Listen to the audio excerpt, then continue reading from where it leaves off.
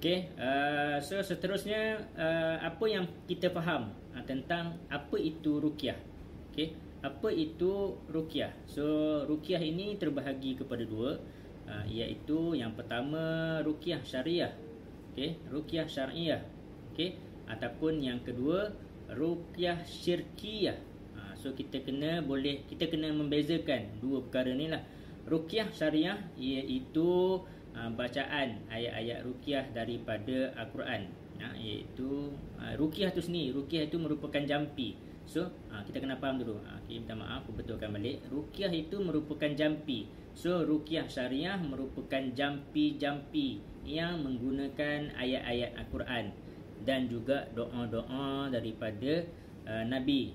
Okay, selain daripada ayat-ayat Al-Quran dan doa, ruqyah syariah juga boleh terdiri daripada doa-doa ataupun bahasa kita sendiri yang kita fahami erti dia. So maksudnya kadang-kadang semasa saya membacakan ayat ruqyah, kita berdoa untuk sembuh. Ya Allah, engkau sembuhkan pesakit ni. Ya Allah, engkau hancurkan sihir ini. Ya ma'syara jin, engkau bertaubatlah daripada mengganggu pesakit ni. Ini antara bahasa-bahasa yang kita faham, pesakit faham, dan juga tidak menggunakan benda-benda yang syirik. So selain daripada bahasa sendiri ni, contohnya juga kita memberi saranan taubat kepada makhluk jin. Wahai makhluk jin, kamu kena ingat perbuatan kamu wahai makhluk jin menceroboh masuk ke dalam tubuh badan pesakit ni haram hukum dia. Berdosa kamu wahai makhluk jin. Kalau kamu degir dan ingkar, kamu akan mendapat azab api neraka wahai makhluk jin. So ini antara benda-benda yang kita kena memberi penekanan semasa membuat rawatan ruqyah ataupun yang kita tafsirkan sebagai ruqyah syariah.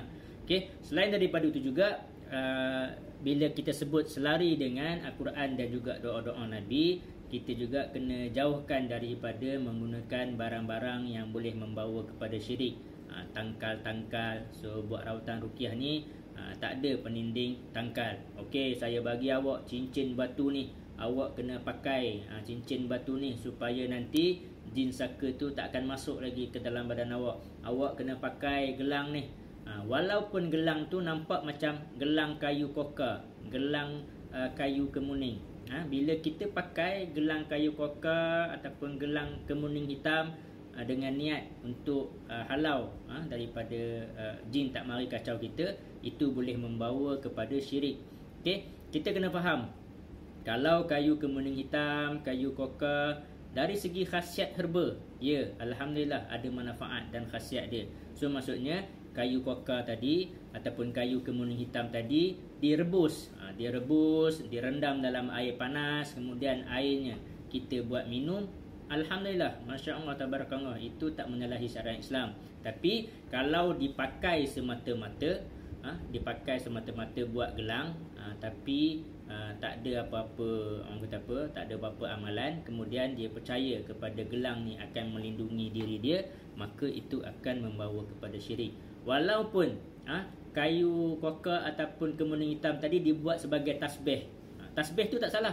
Tapi kalau kita gunakan tasbih itu untuk berzikir dan ingat kepada Allah Subhanahu Taala, maka terbaik. Alhamdulillah, Masya Allah, Tabarakallah. Tapi pakai tasbih kayu kemuning hitam, pakai tasbih kayu koka, berzikirnya dengan tasbih itu tak, hanya berpegang kepada kononnya jin takut kepada kayu koka, jin takut kepada kemuning hitam, maka itu akan membawa kepada syirik kepada Allah Subhanahu Taala. Okey, itu definisi yang pertama, ruqyah syariah. So manakala topik yang kedua iaitu ruqyah syirkiyah. Apakah yang dimaksud dengan ruqyah syirkiyah? Ruqyah syirkiyah ini merupakan bacaan-bacaan, mentera-mentera. Kalau kita dengar, kalau macam dalam movie, hai mambang, mambang biru, mambang putih, wahai si mambang, aku tahu asal usulmu. Ini contohlah. Kalau jumpa dengan orang-orang lama di pantai timur, ada amalan-amalan untuk main teri, nak seru semangat laut dan sebagainya, tu ada mentera-mentera dia, bacaan-bacaan ataupun ritual-ritualnya yang untuk memanggil. memanggil semangat hutan, nak pergi memancing, memanggil semangat laut, ada dia punya bacaan-bacaan mentera dia. Ini yang akan mengundang kepada jin, iaitu syirik kepada Allah Subhanahu Wa Taala. Ataupun ada juga syair-syair ataupun lagu-lagu yang lama yang tidak jelas makna dia. Yang kita bimbang itulah, kadang-kadang ada yang membaca syair-syair mungkin Jawa ke, yang kita tak tahu dia punya maksud dia, kita main ikut je. Tapi bila ada orang yang pandai, rupanya syair tersebut membicarakan kata-kata yang memuja jin, mengagung-agungkan syaitan dan sebagainya. Okey, selain daripada itu juga, ruqyah syirkiyah ni pula memang sangat sinonim dengan tangkal-tangkal dan azimat.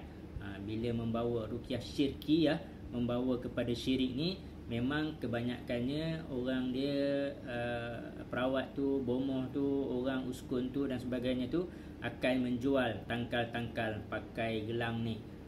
Ataupun kalau siapa yang pernah berubat dengan bomoh-bomoh kampung dulu, kalau untuk rawatan baby menangis malam, diikat dengan benang kuning di lengan, ataupun diikat dengan benang hitam di pinggang ataupun di lengan, kononnya untuk tak nak bagi baby menangis malam.